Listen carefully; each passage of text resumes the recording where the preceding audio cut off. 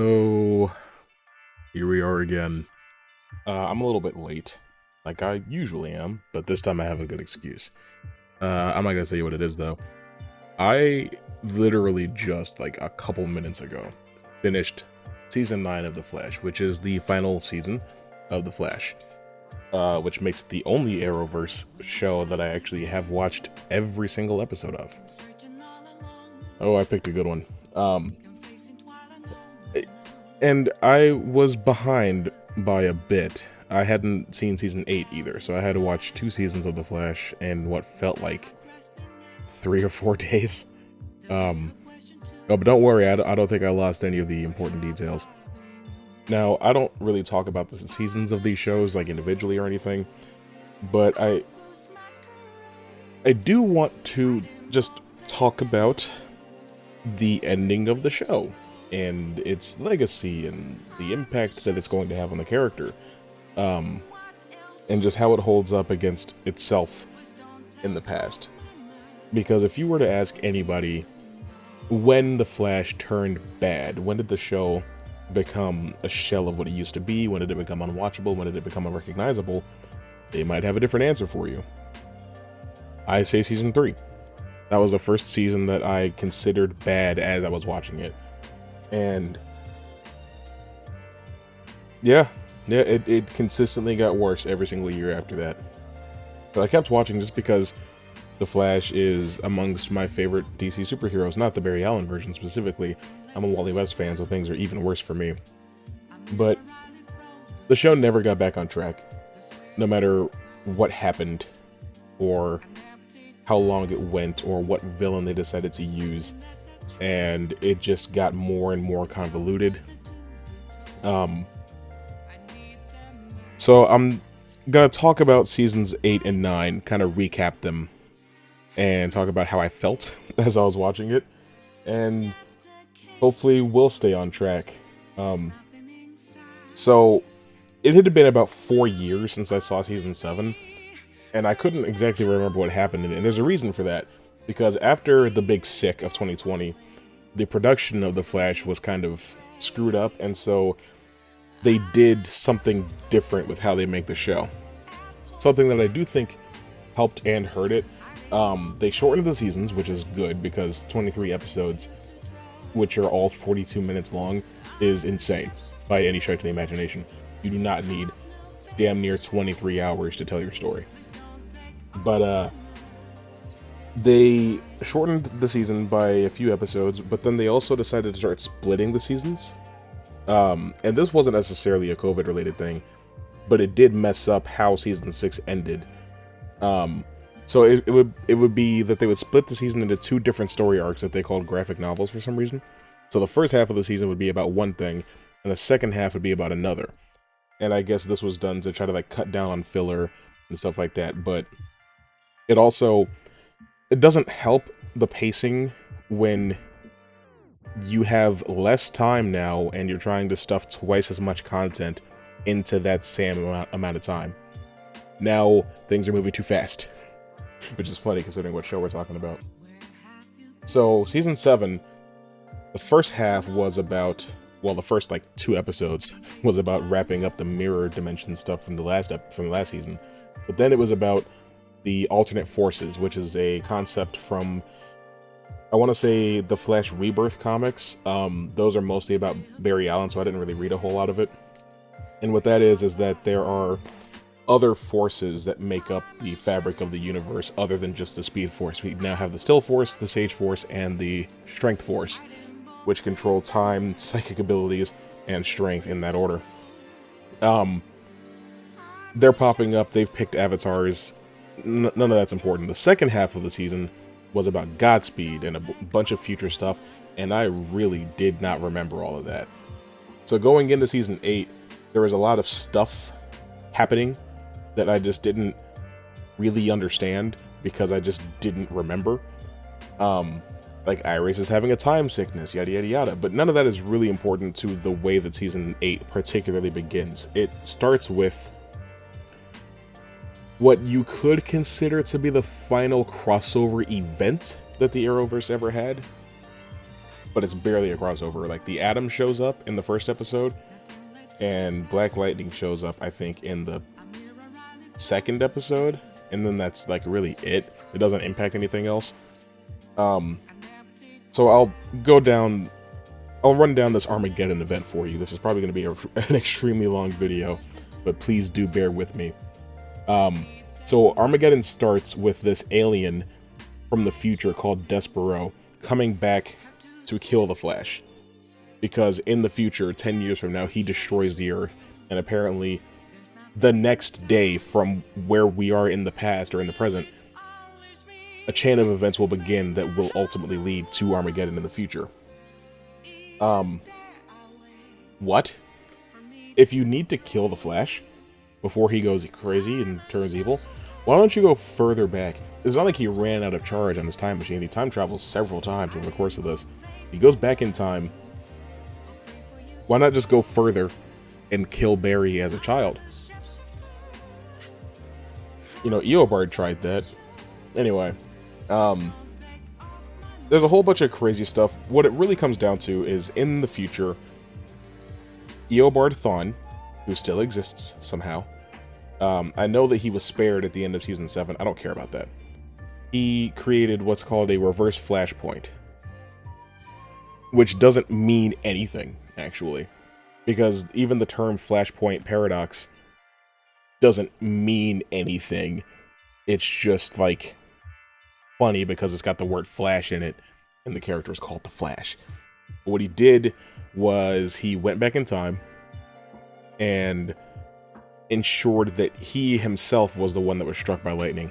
He also killed Barry Allen as a child. In my mind, that should land you in the exact same spot that you were in the original timeline of the show anyway, where you're trapped in the past because now the Speed Force doesn't exist.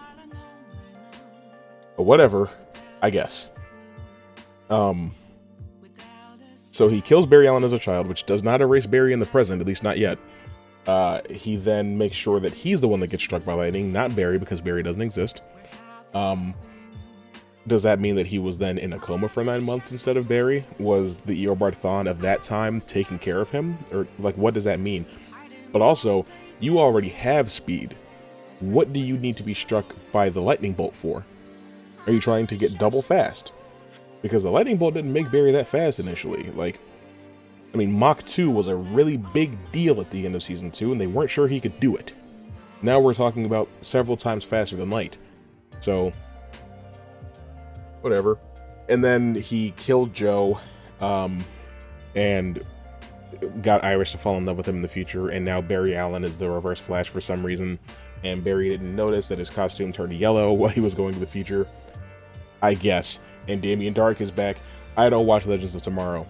One thing that I did feel while I was watching this part of The Flash was punished for not watching the other shows, which is not necessarily something that I feel like I can identify happening at earlier points in the series, because the only two shows I ever watched regularly in the Arrowverse were Arrow and The Flash.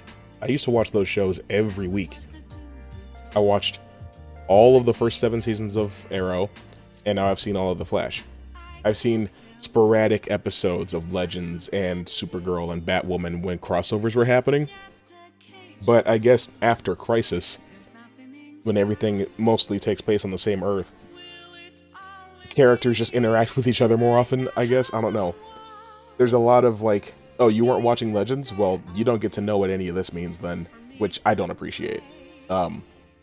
It's the same problem that we have with the MCU right now, is that you have to watch too much other stuff to understand the thing that you're watching right now. Maybe that's a superficial complaint, and maybe you guys disagree with that, but it's frustrating. So Damien Darhk is back, and he's got something called a Time Stone, which I think Thanos might be looking for. And it's like, oh, if Barry runs back in time and fixes things with this Time Stone, it'll create a new timeline that's immune to the effects of the Speed Force altering it, whatever. Because they say that Barry needs to undo everything Thawne did at the same time.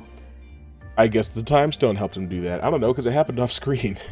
So there's no way to know the specifics of what he did. Did he go back and stop Thawne again? Because also, if we're being honest, when Thawne goes back in time to try to kill Barry. There's Child Barry. There's Barry from the future that he is from. There's Barry from season 1. And there's Barry from season 4. Or not season 4, sorry, season 2. So there's quite a few Barrys in this house. None of them protected Child Barry from Thawne. But the thing is, when events happen off screen, it's really easy to just go with them. That's one of the reasons that I always hated Cisco and Chester, is that they just build these crazy things that the plot needs off screen. So yeah, in the 2 minutes that I wasn't on camera, I was working on this thing. I cooked up something that the plot needs right now. And they say that, like, Thawne must have tapped into the negative still force or whatever to make these changes to the timeline. But then I don't understand why Barry then can't tap into the regular still force. But I guess that's what the time stone did. I don't know, it's unclear, it's very vague. But after all of that, and the timeline has changed, Eobard Thawne is at risk of being erased again. And so he comes to the Flash for help. He's like, hey, I need you to find a way to stop me from being erased by the timeline. Sometimes this is something that happens instantly, like in season 5 with Nora, or in season 1 with Thawne. Sometimes this takes a full day, like in season 3 with Savitar, and in season 8 with Thawne. Team Flash decides, hey, you know what? After everything that he's done, he made his bed, he should lie in it. He deserves this. And Joe starts, like, going off on Barry and Iris, like, oh, you're gonna destroy our family if you let this man die. You guys are heroes. It's your responsibility to save everybody. That includes him. And I just have a problem between Joe acting like this in season 8 and Iris acting the way she did in season 5. I'm tired of people gaslighting Barry in regards to Thawne. Everyone is well aware of what this man has done. Everyone knows what the Reverse Flash has taken from Barry and what he has put everyone on Team Flash through. Why is it so bad that he dies? It's also hypocritical because Iris killed Savitar in season 3 with a gun. Barry killed Zoom in season 2 by asking the Speed Force to do it. And Eddie killed Eobard in season 1 by killing himself. In season 4, Ralph kills the Thinker by taking control of his body back. I don't remember what happens to Cicada in season 5. And I don't think anybody does in season 6 or 7. But yeah, like, these guys have killed before. Joe has probably killed before, right? I'm sure that as a cop, he may have had to shoot and kill somebody before. In fact, I'm certain that he shot and killed Clyde Martin in the pilot episode of the show. I could be wrong on that. Fact check me if I am. I'm not going to research that. So it's this whole thing where it's like, okay, we'll save him, but the only way that we can do it is we take his speed away. That doesn't make any sense to me. But here we are. And they take his speed and they lock him up in the Argus prison on the NU, and he's gone for now. Now it's time for Deathstorm. So Deathstorm is like this alternate zombie version of Firestorm from the comics that is pretty cool in concept, not very cool in execution, because his whole thing in the show is I feed on grief, and I want to marry the guy, or I want to marry the woman that the guy whose body I'm using was going to marry.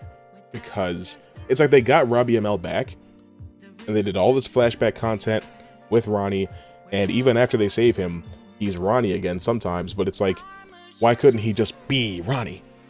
Firestorm coming back properly would have been really cool. But it could have honestly never worked because Martin Stein, I'm pretty sure, died in Legends of Tomorrow at some point, right? So, like, how many of the Legends didn't die? I think most of them died. But it's also upsetting because, like, they teased a story called Blackest Night, because Allegra literally talks about the Blackest Night. And I'm like, oh, are we doing Black Lanterns? No, of course not. We're just gonna do something, whatever. So Frost becomes Death Frost by absorbing anti-Deathstorm Firestorm Matrix particles. And so they fight, and she beats Deathstorm, and then she dies from the plot, and probably Danielle Panabaker just not wanting to go through all that makeup anymore. Another thing is that her boyfriend Chillblaine, who you might remember from season, I don't know when he showed up. I do know when I got sick of seeing him. Chillblaine is in almost every episode of Flash seasons 8 and 9. I did not expect this man to become a regular character. Julian Albert got bounced out at the end of season 3, but Chillblaine is still here all the time. One of the things that people have been saying about the Flash for years, which is entirely true, is that the cast of characters is just too big. Team Flash has too many people on it. Like, you think about everybody that's been a part of Team Flash, you've had like 4 different versions of Wells. You had a fake Jay Garrick, you had a real Jay Garrick, you had Bart and Nora and Iris and Barry and Wally and Cisco and Tracy and Caitlin and Frost and Chillblaine and Julian, and all these characters that are like a revolving roster of this team. But the Flash doesn't need a team. Like in season 1, it made sense because every character has different areas of expertise, and it all comes together to make the Flash a better hero because he's a rookie, because he is a novice. He's learning how to control his powers from a scientific standpoint to be a better and more efficient hero. In season 8, when the Flash has been doing this for almost as long as Oliver Queen was the Green Arrow, he shouldn't need this much help. Like, I don't understand. He still acts like he can't do anything on his own. And I'll admit it was nice that at a certain point, they remembered that the Flash is a scientist and that he's supposed to also be super smart. Because he starts actually getting involved in the scientific technobabble conversations that happen, and he knows what's happening and he can keep up. He's not asking questions anymore. But it's still frustrating to watch a character that's as powerful as the Flash be kneecapped so often. Barry does not get to take down Deathstorm because he just can't, I guess. So Frost dies, and then Caitlin tries to bring Frost back, and then she dies. Oh, what's the rest of the season about? Oh, the Reverse Flash came back, but he's different. Okay. So, I mentioned the forces. There was a change that they made to the lore of the show in Season 5 when they introduced the Negative Speed Force, which is also a pretty recent, relatively new concept in the context of the Flash. In that the Speed Force that exists and powers the Flash and is responsible for all kinetic energy transfer in the universe has a negative counterpart that the Reverse Flash created? No, not anymore. He learned how to tap into. And it changes the rules, but it also has created several plot holes that I've talked about in previous videos. The main thing being that if you travel through time using the Negative Speed Force, you can change the past without being affected by those changes in the future. But that doesn't make any sense because we all know that when the Reverse Flash killed Barry's mother, it destroyed the Speed Force, and so the Reverse Flash could not use it to get home. He was trapped in the past. If he was using the Negative Speed Force, he should have been completely unaffected by that and been able to return home whenever he wanted. That's just the beginning of it, though. The Negative Speed Force chooses avatars, just like all the forces do. They pick a person and they latch onto them, which is another thing that made Team Flash too big, is now we've added Bashir, the guy who has the Sage Force, Dion, the guy who has the Still Force, and pops up the most often because this is a show about time travel at the end of the day, and the woman whose name I can't remember that has the Strength Force. There's a negative counterpart to all of them, but instead of being different people, it's just them but evil. And this whole thing started with the Speed Force manifestation that looks like Barry's mother turning evil. But we've learned that the Negative Speed Force can just choose a new avatar when it needs to. And it does that by picking this woman named Mina Darwin, who's a scientist and built an engine that gives you temporary super speed, and Eobard Thawne is here. Immediate distinction is that instead of looking like Eobard from the future, so Eobard Thawne looks like Harrison Wells most of the time, even though he shouldn't.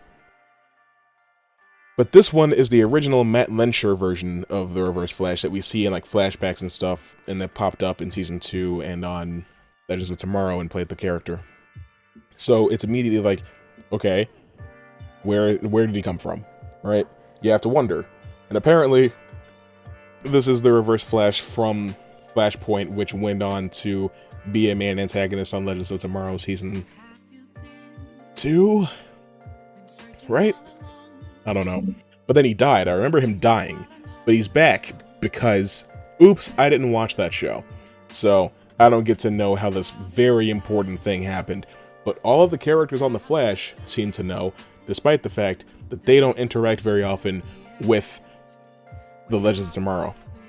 Now, I want to take a brief detour and talk about something that really frustrates me about this particular portion of the series.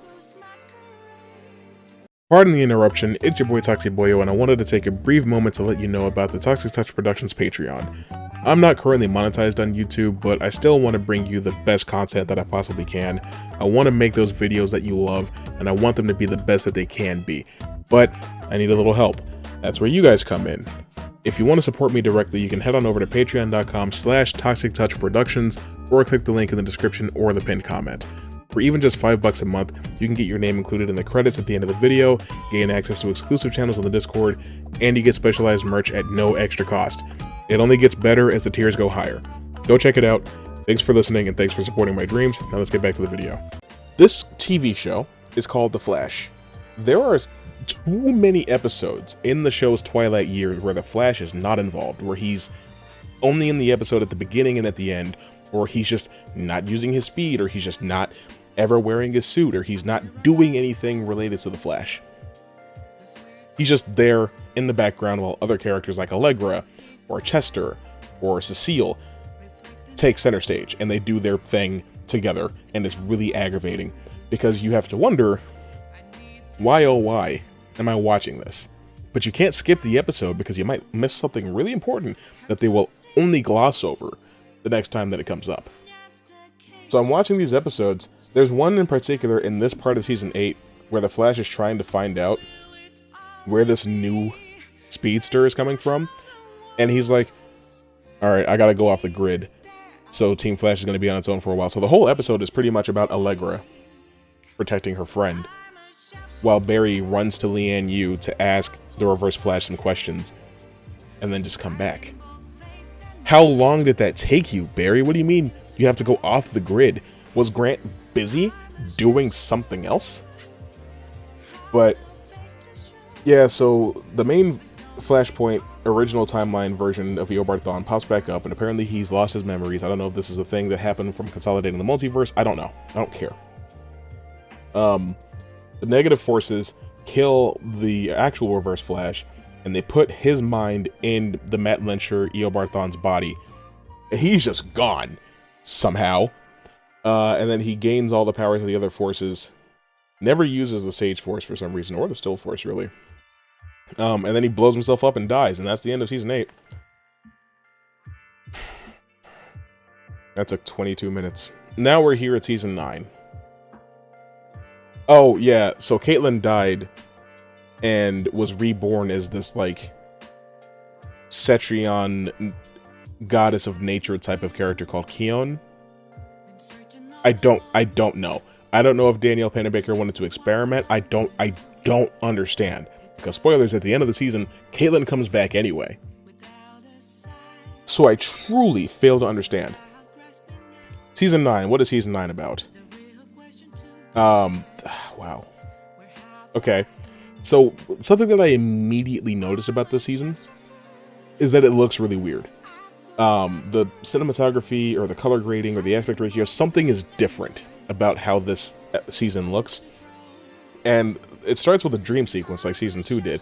So I thought that it was going to go back to looking normal when Barry woke up, but no, it stayed looking like that for the next 13 episodes.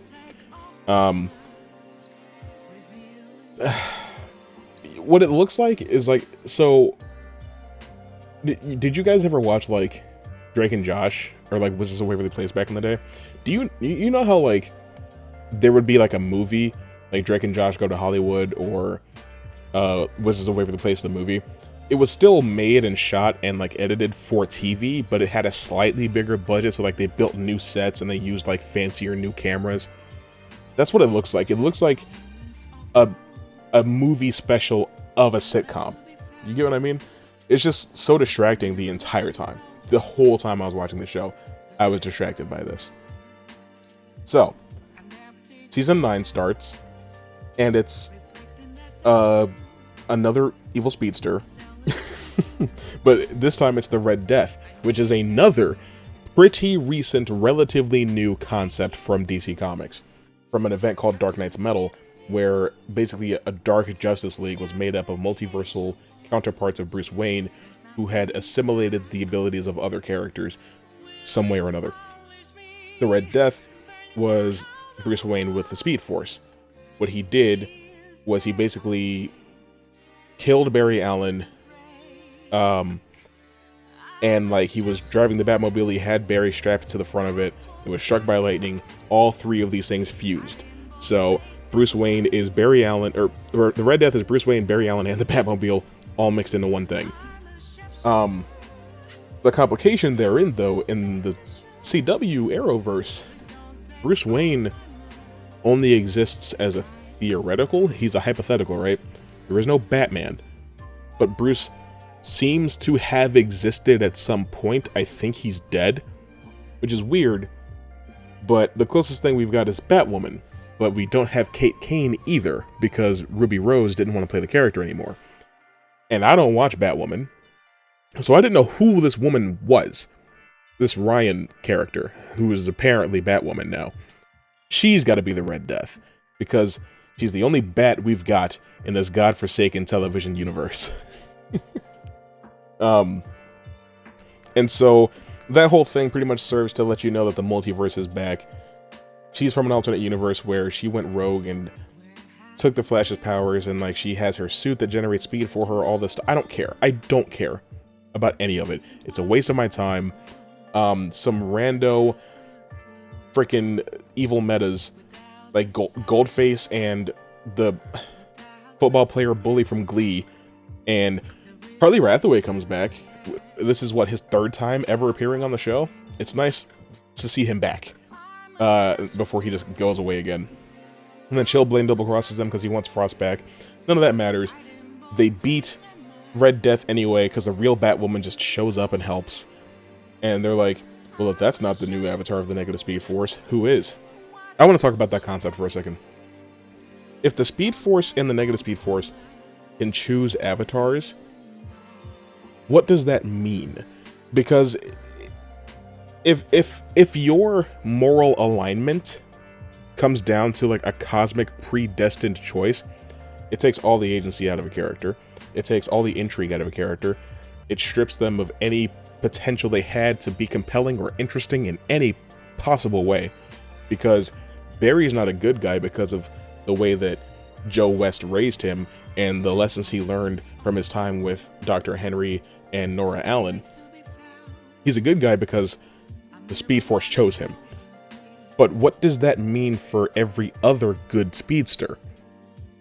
Was Wally West chosen by the Speed Force? Was Jessie Quick chosen by the Speed Force? God rest her soul. What about that Trajectory girl? God rest her soul too, I guess. Was Jay Garrick chosen by the Speed Force? Or did they just do these people, like...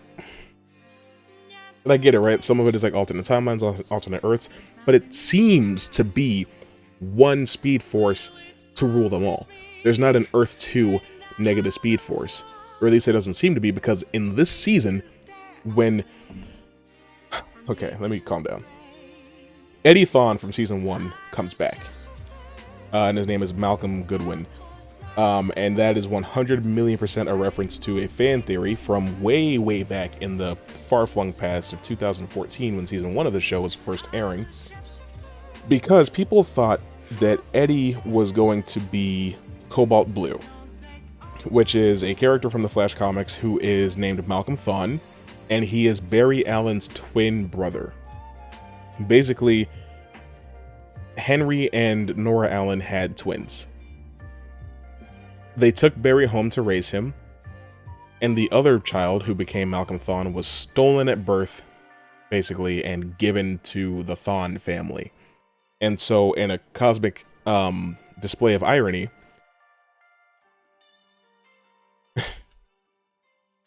Eobard Thawne is the great grandnephew of Barry Allen. And that's like the whole cosmic tragedy of it. And I don't necessarily know if he knows this. In the TV show, it doesn't matter because they're not blood related at all. But he's back. He's Cobalt Blue this time. The negative speed force brought him back to life. And he's still got like the bullet wound from when he shot himself in season 1, but then it just stops mattering. It just goes away. I don't know. Weird stuff is happening in this finale, man.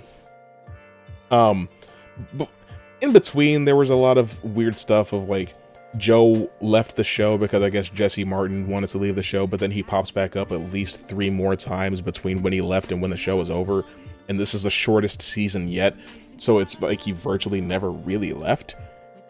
Because he doesn't affect the show any less than he did when he was still there, like full time.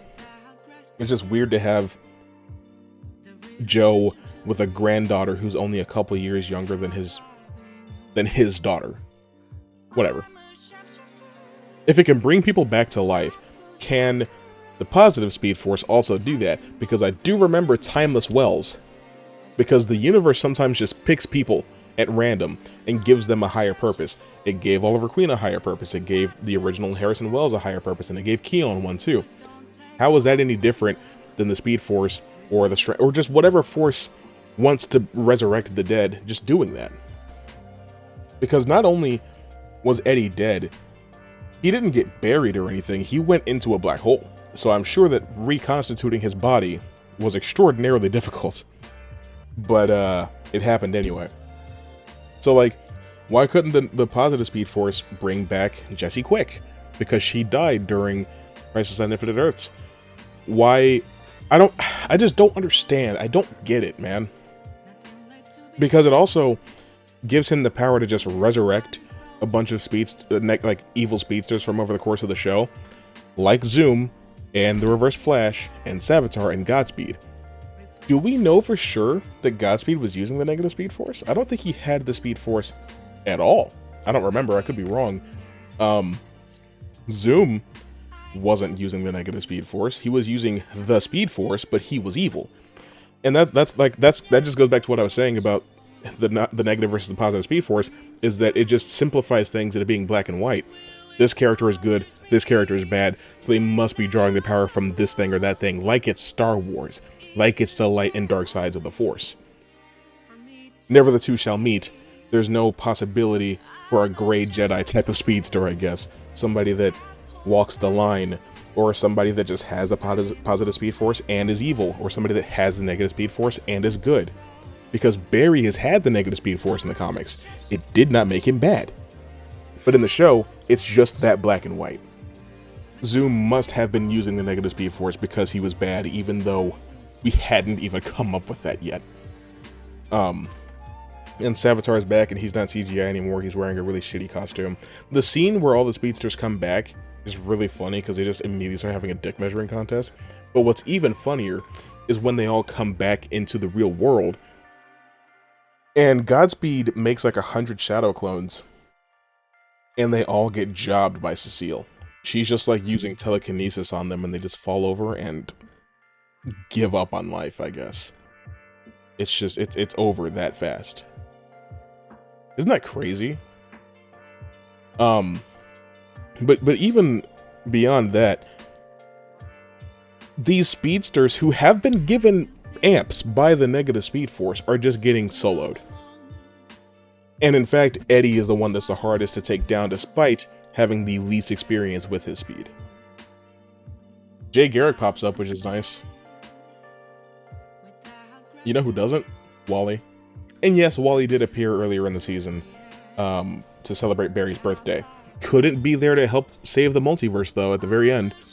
And also missed his niece's birth, despite being able to move at the speed of light. And it was nice to see Oliver one last time, I guess. That's cool. I just don't get it, you know? It's so comically bad. The costumes also look really shitty. Oh, before this, so there's a random like crystal that just spawned in, I guess, and is like a conduit of negative Speed Force energy. That's a brand new concept. But over the course of this 4-part finale, yes, 1/3 of the final season is the finale.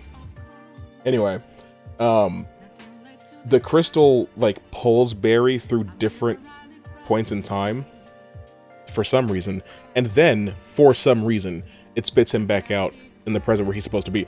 But the thing is, while this crisis level event is happening in the past, the characters in the future don't remember it, which does not make any sense because, as we saw in season 3, memories can spawn in and out like in real time as things happen. So I don't know why nobody in the future in 2049, is that the year? I don't know, 2051, I don't care. Nobody remembers anything. And also Barry Allen is like never present in the future. He didn't vanish in the crisis like we thought he would at the beginning of the show, but he's never there. In the first part of this finale, the crystal pulls him back to the night that his mother is killed by the Reverse Flash, and he meets the Reverse Flash as the original Matt Lensher Reverse Flash one last time. It's the last time we're ever going to see him. And in a weird cosmic circle jerk kind of way, everything is coming like full circle. And it's the last, like, he can't do anything to stop the Reverse Flash tonight. He has to allow what's going to happen, lest he cause another flashpoint or something even worse. And as such, since he is from the future, he is the Flash that tells Season 1 Barry not to intervene at the end of Season 1. And it's supposed to be this cool full circle moment, but it doesn't make any sense. I'm not even gonna harp on the suit being different. I don't care about that. What I do care about is the fact that when the Reverse Flash in Season 1 talks about what happened, he makes it seem like the Flash from the future, where he is from, is the one that came back and tried to stop him. But instead, it was Barry from just a couple years from that point in time. And it seems as though nobody has any memory of that. Like, Joe meets adult Barry and doesn't, like, question anything, I guess, when Barry gets older. Same with Dr. Henry Allen. Meets adult Barry, doesn't think that anything is crazy when he's an adult. Even Nora, in her last moments, was comforted by an adult Barry who looked a lot like that kid she met a couple hours ago. None of that matters, I guess. Every time that time travel happens or the Reverse Flash pops up, I'm almost guaranteed to get angry because it just frustrates the hell out of me. What else happens in this event? Because the one thing that I was waiting for this whole show, in the comics, when Barry Allen retires, he and Iris West move to the future. That is how it's possible for the Flash's greatest enemy to be from the future, because he's in the future too. He moves a couple centuries into the future, but it hasn't happened yet. So everything, and even on the show this is still true, everything that happened that caused the Reverse Flash to turn evil and to hate Barry so much is in the distant future. It hasn't happened yet. Only one person remembers it because it has yet to come to pass. The entire show, I was waiting for the moment that Barry Allen and Eobard Thawne meet each other for the very first time. And it never, ever happened. Ever. Across 9 seasons. And when I say meet each other for the very first time, I mean their chance encounter in the present, or in the future, that leads to Eobard Thawne going crazy and coming back in time and becoming a villain in the present. That never happens. We just keep hearing about why Eobard turned evil, and even then the story changes, right? We know that eventually, in the future, centuries from now, Eobard Thawne will build a machine that gives him speed, and he will try to become like the Flash. The Flash will accidentally humiliate him, and it'll send him into a downward spiral. But it's unclear how this is possible, because in the year 2049 and 2051, Barry is just, like, still alive, just in the future, living with his kids and his wife. What we don't know is how the hell Barry's still alive 200 years from now. Does he move to the future, or does he simply just live that long? The show was just not interested in talking about this. And I don't know really what to say. It's really upsetting because, like, this was a show that I legitimately used to love. I used to talk to my friends and some of my teachers even, and my dad, and so many people about this show every single day for years. I watched the first 4 seasons as they aired, week to week. But by the time season 5 started, I just waited until it was on Netflix and watched it that way. And then I waited a couple years and watched seasons 6 and 7 on Netflix. And then I waited 4 years and watched seasons 8 and 9. It became a chore. And I honestly, when I was finished with season 7, I told myself I was never going to come back. Because I didn't think it could get worse. But boy, was I wrong. Every season is somehow worse than the last.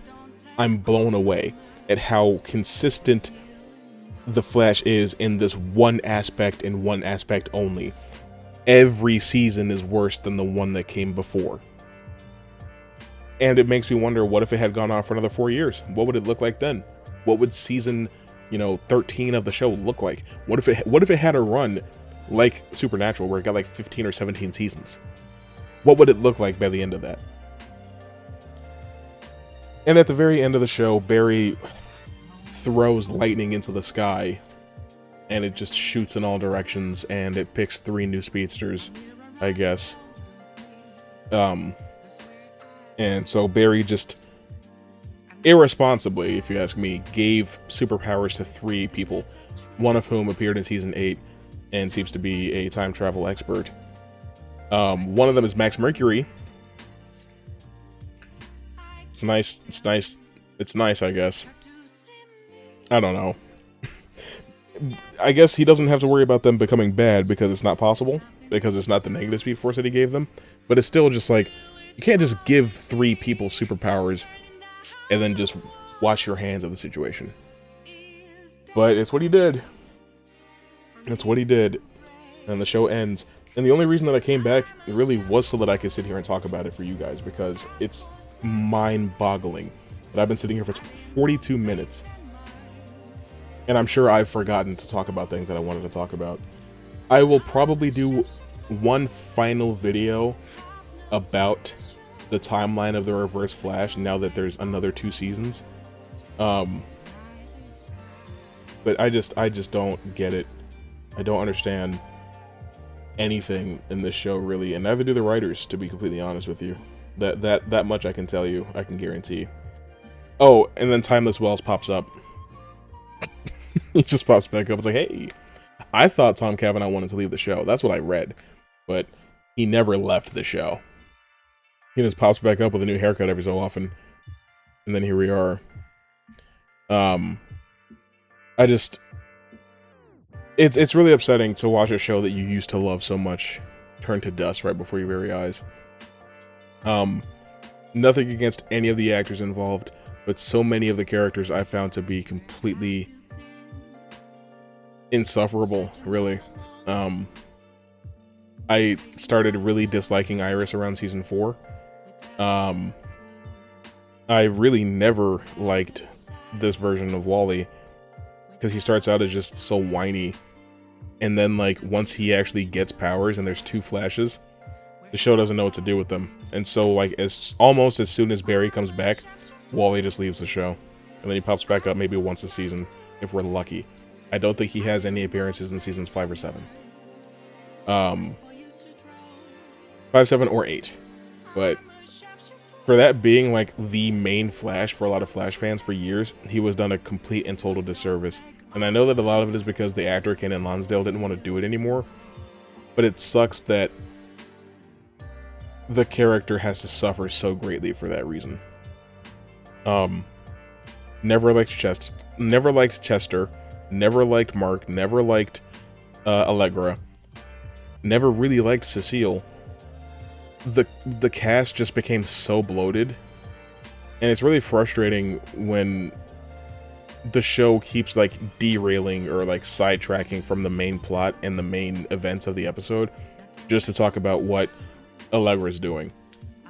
Allegra never gets a costume, never gets a superhero name, but she's there for like 4 seasons and never has anything important to do. Chester, same thing. He's there and he's just the new Cisco. And he gets powers in the series finale. Were they trying to set up a spin-off? I just don't know. I don't know. And I'm honestly thankful that it's over. I'll never forget this show, unfortunately.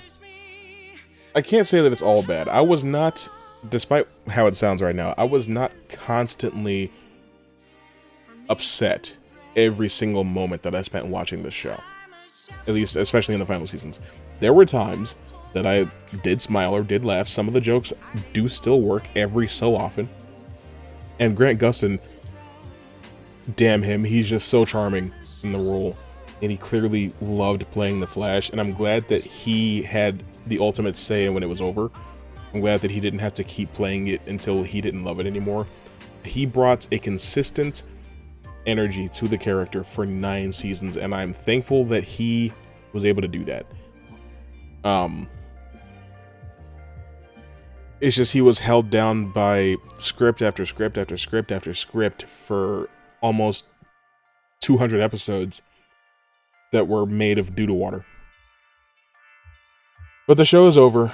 And then at around that same time, a movie came out about the character that flopped at the box office, where he was played by an insane person, a criminal, and he had to share the spotlight with Batman. And the movie was also not a critical success either. And a video game about the character was canceled. So things are looking rough for fans of The Flash, really, for the rest of time. And as upsetting as that is, maybe it's for the best. Some characters should just live on the page, I guess. And Wally West is one of those characters, because DC doesn't even seem interested in putting Wally in front of you anymore. Absolute Flash has started, and that's about Wally. So sooner or later, I'm going to carve out some time to head to the comic book store, pick that up. I don't know how many issues of it there are, maybe 2 or 3 by now. But I'm going to start reading that, and that'll be my Wally West. That's all I'm going to be allowed to have, I guess. But if you have made it nearly 50 minutes with me ranting about The Flash, tell me what you thought of the finale. Did you think that the show maintained a certain level of quality for a while? When do you think it turned bad? Also, I hope you've left a like at some point, and subscribed if you're new. But whatever your thoughts about this show, no matter how complicated or conflicted those feelings might be, please do tell me in the comments below. I will read them, and we can use this video as a grave, as a tombstone for The Flash, where we can share our memories, tell stories, and fellowship. We can find brotherhood together as we mourn what was once our favorite superhero show. Alright, that being said, I'll see you guys later.